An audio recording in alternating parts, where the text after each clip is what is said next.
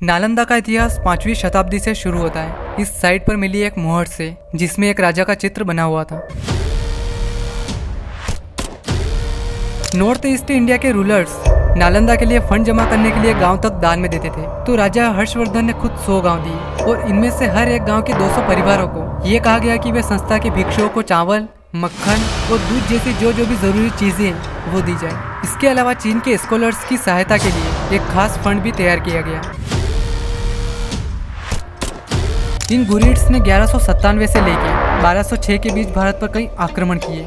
इन्होंने कई मंदिरों और मठों को तबाह कर दिया, मूर्तियां तोड़ी, शिलालेख तोड़े और जितनी भी धार्मिक किताबें थी उनको पूरी तरह से जला दिया। और यहाँ जितने भी लोग थे उनका इस्लाम में कन्वर्जन करा दिया। अगर हम इंडियन सब कॉन्टिनेंट की हिस्ट्री देखें तो यहाँ एजुकेशन शुरुआत में ओरली सिखाई जाती थी, बोल के सिखाई जाती थी और ये सब गुरु की गाइडेंस में होता था। और ये बातें अपन रामायण और महाभारत जैसे महाकाव्य में भी देख सकते हैं। इसी वैदिक पीरियड में वर्णास की शुरुआत भी हुई थी, ब्राह्मण, क्षत्रिय, वैश्य और शूद्र। और इससे ये भी पता चलता है कि शिक्षा का अधिकार बस 2 वर्णों को था, जो कि दोनों अपर क्लासेस थी, ब्राह्मण और क्षत्रिय।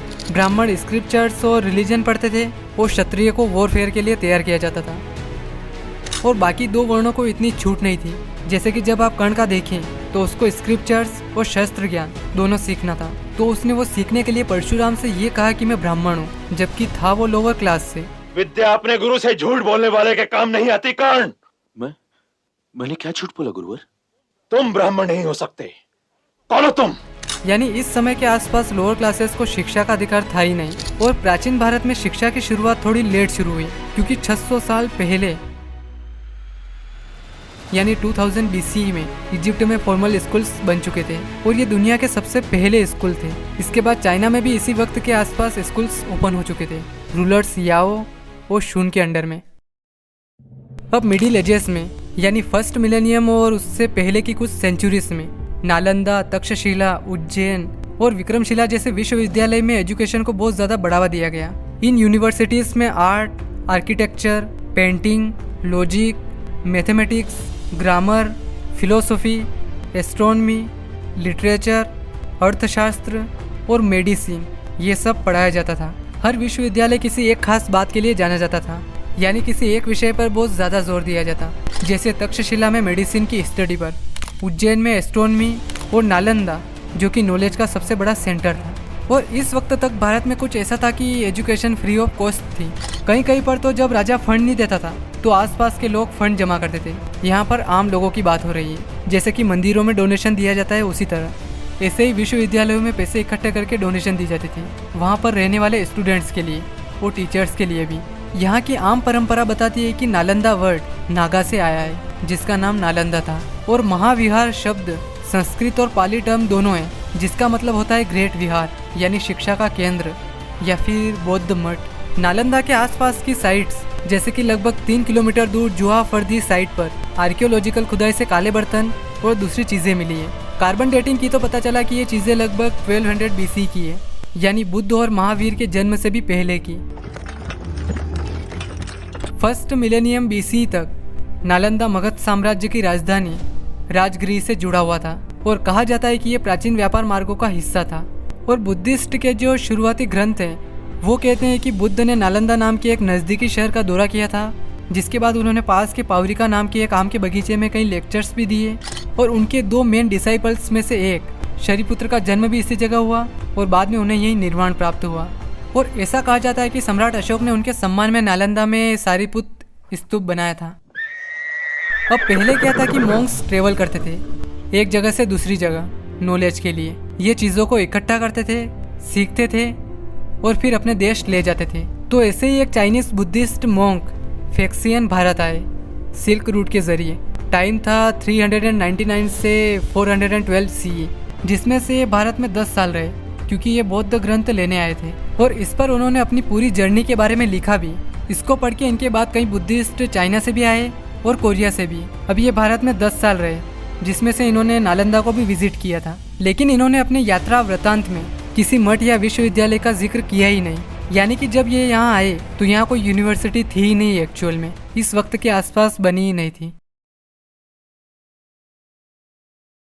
अब इस वक्त भारत में शासन चल रहा है गुप्त एम्पायर का, और इसे गोल्डन एज ऑफ इंडिया भी कहा जाता है, यानी कि भारत का स्वर्णिम युग, क्योंकि इस वक्त कालिदास, आर्यभट्ट, वराहमिहिर, विष्णु शर्मा, वत्स्यायन और पतंजलि जैसे महान स्कॉलर्स हुए थे। डेसिमल न्यूमरल सिस्टम, जिसमें जीरो का कॉन्सेप्ट इसी समय आया, मतलब डेवलपमेंट बहुत तेजी से हो रहा था। हिस्टोरियंस एक अनुमान लगाते हैं कि उस वक्त भारत की जीडीपी लगभग 30% थी और ये करीब 1000 साल तक चला है लगातार। नालंदा का इतिहास 5वीं शताब्दी से शुरू होता है। इस साइट पर मिली एक मोहर से, जिसमें एक राजा का चित्र बना हुआ था, जिसका नाम था शक्रादित्य, जिन्हें कुमारगुप्त फर्स्ट भी कहा जाता है। इन्होंने 415 से 455 तक यहाँ रूल किया। ये गुप्त एम्पायर चंद्रगुप्त सेकेंड और रानी ध्रुवा देवी के बेटे थे, और इस साइट पर इन्होंने एक संग्राम यानी मठ भी बनाया। वैसे नालंदा की नींव भी इन्होंने ही रखी थी, और इस बात की पुष्टि जुआंगजेंग के ट्रेवलॉग से भी होती है, जो कि 7वीं शताब्दी के एक Chinese Buddhist monk, scholar, traveller और ट्रांसलेटर थे, और ये नालंदा में लगभग 2 साल रहे। इनकी डेथ के बाद अब अगले राजा बने इनके बेटे स्कंदगुप्त, और इस वक्त तक गुप्त साम्राज्य पर लगातार पुष्यमित्र के हमले हो रहे थे। इन्होंने इसे डिफीट किया, लेकिन इन पर अल्कोन हुन्स लगातार हमले कर रहे थे। अल्कोन्स को आमतौर पर उनकी लंबी खोपड़ी से पहचाना जाता था, जैसे कि आप इस इमेज में देख सकते हैं। ये अल्कोन राजा खिनगिला है। इनकी स्कल देखिए आप कितनी लंबी है, और वैसे ये यही हुन्स है जिन्होंने तक्षशिला को तहस नहस किया था हमला करके 5th सेंचुरी सीई में। स्कंदगुप्त ने हुणा के कई हमलों को रोकने की कोशिश की, लेकिन वॉर्स की वजह से हो रहे खर्चों ने साम्राज्य को भारी नुकसान में डाल दिया, और अंततः हुआ ये कि इसी की वजह से गुप्त साम्राज्य का अंत हो गया। लेकिन हम ये पूरी तरह से ये नहीं कह सकते हैं कि ये साम्राज्य पूरी तरह से खत्म ही हो गया था, क्योंकि उनके उत्तराधिकारी बुद्धगुप्त, तथागत गुप्त, बालादित्य और वज्र ने बाद में कई मठों और मंदिरों को बनाया और नालंदा महावीर को और एक्सपांड किया। इस तरह इनके अंडर में 5वीं से 7वीं शताब्दी तक नालंदा का विकास हुआ। नॉर्थ ईस्ट इंडिया के रूलर्स नालंदा के लिए फंड जमा करने के लिए गांव तक दान में देते थे, जैसे कि सुमात्रा के राजा ने मठ के लिए ये सब किया। इसके अलावा चीन के स्कॉलर्स की सहायता के लिए एक खास फंड भी तैयार किया गया। ये उनके लिए अलग से तैयार किया गया था। अब जिस अल्कोन इन्वेडर ने हमला किया था गुप्त साम्राज्य पर, जिसका नाम तोरमान था, उसको 510 सी में भानुगुप्त ने हरा दिया, और हुन्स को 528 सी में मालवा के राजा यशोवर्धन और गुप्त सम्राट नरसिंह गुप्त ने युद्ध में हराकर भारत से बाहर खदेड़ दिया। अब गुप्त साम्राज्य के पतन के बाद उत्तर भारत एक तरह से टूट गया था, क्योंकि गुप्त ने क्या कर रखा था कि जो भी आसपास के राज्य और ये सब थे उनको यूनाइट कर रखा था, और इनके पतन के बाद ये सब अब नहीं रहा। अब उस वक्त अभी का जो दिल्ली है उससे लगभग 150 किलोमीटर दूर थानेसर एक छोटी सी डायनेस्टी रूल कर रही थी, पुष्यभूति डायनेस्टी। और 7वीं शताब्दी के शुरू होते होते इसके राजा प्रभाकर वर्धन की डेथ हो जाती है, और इनके बेटे राज्यवर्धन यहाँ की गद्दी संभालते हैं। और इनका एक और भाई भी था, हर्षवर्धन, जो कि इनसे छोटा था। 16 साल की उम्र थी इनकी। अब होता क्या है कि हर्ष की बहन राज्यश्री का विवाह मोकरी के राजा ग्रहवर्मन से हुआ था, और कुछ सालों बाद ही ग्रहवर्मन को मालवा के राजा देवगुप्त ने हराकर मार दिया और राज्यश्री को अपनी कैद में कर लिया, और अब तक ये कैद में ही थी। और जैसे ही राज्यवर्धन राजा बने, इन्होंने अपनी बहन को वहाँ से छुड़वाने की कसम खा ली, क्योंकि इन्हें ये बर्दाश्त नहीं हो रहा था कि हमारी बहन, जो कि हमारी इज्जत है, वो किसी और के कब्जे में। इसलिए उन्होंने देवगुप्त के खिलाफ सेना तैयार की और उसे हरा भी दिया। अब हुआ यूं कि पूर्वी बंगाल के गौड़ साम्राज्य के राजा शशांक ने राज्यवर्धन का मित्र बन के मगध में प्रवेश किया, और राज्यवर्धन को ये पता नहीं था कि मालवा के राजा के साथ इन्होंने सीक्रेटली कोई संधि कर रखी है, जिसके बाद शशांक ने विश्वासघाती तरीके से राज्यवर्धन की हत्या कर दी, जिसके बाद अब पुष्यभूति के नए सम्राट हर्षवर्धन बनते। और इस समय जैसा कि मैंने कहा था कि गुप्त साम्राज्य का पतन हो गया था और उत्तर भारत एक तरीके से बिखर रहा था, तो हर्षवर्धन ने क्या किया कि पंजाब से लेकर मध्य भारत तक जितने भी छोटे मोटे रिपब्लिक्स थे उनको रीयूनाइट किया, और उनके रिप्रेजेंटेटिव्स ने अप्रैल 606 में एक सभा बुलाई और उन्हें वहाँ ताज पहनाकर महाराजा अधिराज की उपाधि दी। ये हर्षवर्धन का साम्राज्य है, जिसमें पूरा का पूरा उत्तर भारत उनके अंडर में था। मैं इनके बारे में इसलिए बता रहा हूँ क्योंकि नालंदा महावीर को सबसे ज्यादा सपोर्ट करने वाले राजाओं में हर्षवर्धन भी थे। जुआंगजेंग के अकॉर्डिंग हर्षवर्धन वैश्य जाति से थे, जिन्होंने बौद्ध विहारों के साथ साथ 3 मंदिर, बुद्ध, सूर्य और शिव, इन तीनों को एक ही आकार में बनवाया। उन्होंने कहा कि लगभग 637 सीई में राजाओं के एक लंबे उत्तराधिकारी ने नालंदा का निर्माण किया। जब तक कि पूरा शहर देखने में अद्भुत नहीं हो गया तब तक। अब पहले क्या था कि प्राचीन भारत की एक परंपरा थी कि जो भी मंदिर और मठ होते थे उनकी सहायता की जाती थी, कुछ दान दे के या कुछ भी सहायता करके। तो राजा हर्षवर्धन ने खुद 100 गांव दिए, और इनमें से हर एक गांव के 200 परिवारों को ये कहा गया कि वे संस्था के भिक्षुओं को चावल, मक्खन और दूध जैसी जो भी जरूरी चीजें वो दी जाए। जुआंगजेंग कहते हैं कि हर्ष ने पशुवध पर पूरी तरह से रोक लगा दी थी, और गौतम बुद्ध ने जो भी जगह विजिट की वहाँ पर मठ बनवाए। उन्होंने गंगा नदी के तट पर कई 1000 फीट ऊंचे स्तूप बनवाए और कई जगहों पर यात्रियों और गरीबों के लिए आश्रम बनवाए। वे हर साल विद्वानों की एक असेंबली ऑर्गेनाइज करते थे और उन्हें दक्षिणा देते थे। जुआंगजेंग के जाने के बाद यहाँ लगभग 30 सालों तक चाइना और कोरिया से कोई भी नहीं आया। इनके बाद कुछ ही गिने चुने लोग आए थे, जिनमें से एक यीजिंग थे। ये 673 में इंडिया आए और यहाँ 14 सालों तक रहे, जिसमें से ये 10 साल नालंदा में रहे। इन्होंने अपनी किताबों में नालंदा का व्यू बताया है कि ऐसा दिखता था नालंदा। उन्होंने कहा कि यहाँ 8 विहार है, जिनमें 300 से भी ज्यादा कमरे हैं। यहाँ मठ में भिक्षुओं के लिए रोज के कुछ काम और नियम है जो कि उन्हें रोज करना होता है। जैसे कि उन्होंने कहा कि मठ में 10 बड़े बड़े कुंड है पानी के। सुबह की शुरुआत घंटी बजने से शुरू होती है। इसके बाद भिक्षु अपने नहाने की चादरें लेते हैं और इनमें से किसी एक कुंड में जाते हैं। वे अपने अंडरवियर को पहने हुए नहाते हैं और वो नहाने के बाद उस कुंड से धीरे धीरे बाहर निकलते हैं ताकि उनकी वजह से कोई भी परेशान ना हो। वे अपने शरीर को साफ करते हैं, फिर उस 5 फुट लंबी और 1.5 फुट चौड़ी चादर को कमर के चारों ओर लपेटते हैं। इस चादर को लपेटे हुए अपने कपड़े बदलते हैं, फिर चादर को धोते हैं, निचोड़ते हैं और सुखाते हैं। यीजिंग कहते हैं कि ये पूरी प्रोसेस सबको बताई जाती थी। दिन की शुरुआत नहाने से होनी चाहिए, लेकिन भोजन के बाद नहाने पर सख्त पाबंदी थी। 7वीं शताब्दी में और उसके बाद थोनमी संबोता जैसे तिब्बती भिक्षु न केवल बौद्ध धर्म बल्कि संस्कृत भाषा, व्याकरण और बाकी विषयों को पढ़ने के लिए न सिर्फ नालंदा बल्कि बाकी मठों में भी आए। वैसे थोनमी संबोता को इनके राजा सोंगस्टर्न ने पढ़ाई करने के लिए भारत भेजा था और ये पहली बार हुआ था कि यहाँ से कोई भिक्षु अपने देश गया हो और वहाँ के राजा ने उसी धर्म को एडॉप्ट कर लिया हो। जैसे ही संबोता नालंदा से गए, तिब्बत के राजा ने बुद्धिज्म को अपना लिया और वहाँ के लोगों को भी एनकरेज किया। अब इसी समय के आसपास इधर 2 साम्राज्य का पतन होने वाला है, गौड़ एम्पायर और पुष्यभूति एम्पायर। हर्षवर्धन ने 647 CE तक रूल किया और इनकी डेथ के बाद इनका साम्राज्य खत्म हो गया क्योंकि इनके एक भी बेटा नहीं हुआ और इसकी वजह से इनकी डायनेस्टी खत्म हो गई। गौड़ साम्राज्य का पतन धीरे धीरे हुआ, उन पर लगातार बाहरी आक्रमण हो रहे थे और इस वजह से साम्राज्य का अंत हो गया। और अब शुरुआत होती है इस इलाके में एक नए साम्राज्य की, एक नई डायनेस्टी की, पाल डायनेस्टी, जो कि एक बुद्धिस्ट राजवंश है। पाल राजवंश पूर्वी भारत में 8वीं शताब्दी में सामने आया, खासकर बंगाल और बिहार में। इसके फाउंडर जो कि गोपाल थे, इनको वहाँ के सरदारों ने 750 CE के आसपास शासक के रूप में चुना क्योंकि एक तो हाल ही में गौड़ साम्राज्य का पतन हुआ था और लोग ये नहीं चाहते थे कि यहाँ कोई पॉलिटिकल केओस देखने को मिले, लड़ाइयाँ हो। पाल लोग बौद्ध धर्म को मानते थे और उन्होंने हिंदू संस्थाओं का सपोर्ट करके वज्रयान और महायान बौद्ध धर्म को आगे बढ़ाया और इनका शासन बहुत लंबे समय तक चला। ये पीरियड कल्चरल और इंटेलेक्चुअल अचीवमेंट्स के लिए जाना जाता है। पालों ने कई बौद्ध मंदिरों और विहारों को बनाया, जैसे कि सोमपुरा और ओदांतापुरी महाविहार। और ना सिर्फ इन्होंने नालंदा की रक्षा की बल्कि विक्रमशिला जैसी यूनिवर्सिटी को भी इन्होंने सुरक्षित रखा।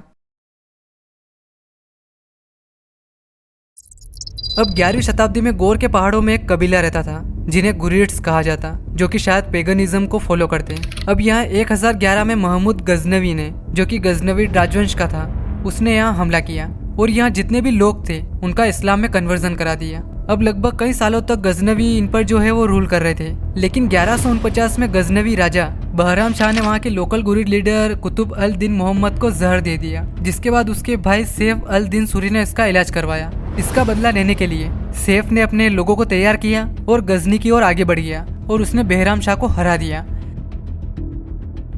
लेकिन 1 साल बाद में बहराम शाह वापिस लौट आया और उसने सैफ को बहुत बुरी तरीके से हराया, उसे पकड़ लिया और उसे सूली पर चढ़ा दिया। अब इसका बदला जो है अला अल दिन हुसैन ने ले लिया, जिसने बहराम शाह को मार दिया, जो कि सैफ का सबसे छोटा भाई था। और यहीं से गुरिड डायनेस्टी की एक्चुअल शुरुआत होती है। इन्होंने गार्चिस्तान, तुखारिस्तान, जमींदावार, बस्ट, बामियान, खुरासन और भारत पर कई हमले किए। मोहम्मद बख्तियार खिलजी इसी गुरिड डायनेस्टी के अंडर में मिलिट्री जनरल था मोहम्मद गोरी के शासनकाल में। इससे पहले बख्तियार खिलजी अपने शुरुआती दिनों में काम की तलाश में गजनी और दिल्ली गया, लेकिन वहाँ इसे उसकी बदसूरत शक्ल की वजह से नौकरी से निकाल दिया गया। इसके बाद ये बदायूं गया, जो कि प्रेजेंट डे उत्तर प्रदेश में है, जहाँ उसे अपनी पहली नौकरी मिली। वैसे बख्तियार का बैकग्राउंड ऐसा भी नहीं था कि उसे कोई जानता ना हो। उसके चाचा मोहम्मद बिन महमूद ने पृथ्वीराज के खिलाफ सेकेंड बैटल ऑफ तराइन में लड़ाई लड़ी थी, जिसके बाद महमूद को काशमांडी की एकता से सम्मानित किया गया। उस समय एकता एक तरह से एक सिस्टम था जिसमें उस ऑफिसर को भूमि का कर इकट्ठा करने के लिए असाइन किया जाता। जब बख्तियार के चाचा की डेथ हुई तो वो एकता उसे दे दिया गया। हालांकि बख्तियार लंबे समय तक काशमांडी में रहा नहीं। इसके बाद बख्तियार ने उत्तर प्रदेश के छोटे गढ़वाल सरदारों को वहां से निकाल दिया, उन पर हमला करके, और उसने बाद में मनेर और बिहार पर आक्रमण किया। वहां इसने बहुत मारकाट की, वो सारा धन लूट लिया। इसी के बाद उसकी वीरता के बहुत चर्चे होने लगे और बाद में गुरिट्स ने उसको अपने यहाँ मिलिट्री जनरल बनाया।